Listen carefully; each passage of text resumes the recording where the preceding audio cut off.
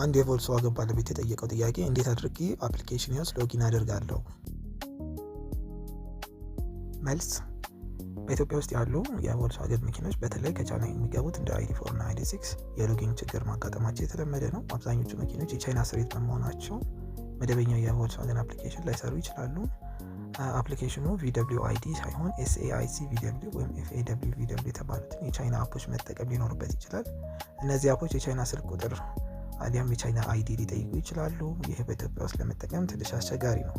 ሎጊኑ በፍጹም እምቢ ካሎት መኪናውን በገስት ወይም እንግዳ ሞድ መጠቀም ይችላሉ። ይሄ ብዙዎቹን የመኪና ተግባራት እንዲጠቀሙ ይፈቅድሎታል። ነገር ግን የሞባይል አፕሊኬሽን መጠቀም አይችሉም። በአዲስ አበባ ውስጥ ያሉ አንዳንድ የኤሌክትሪክ መኪና ጥገና ማዕከላት የቻይና ሶፍትዌር ወደ ግሎባል ወይም ኢንተርናሽናል ስሪት በመቀየር የሎጊን ችግሩን በቋሚነት ይፈታሉ።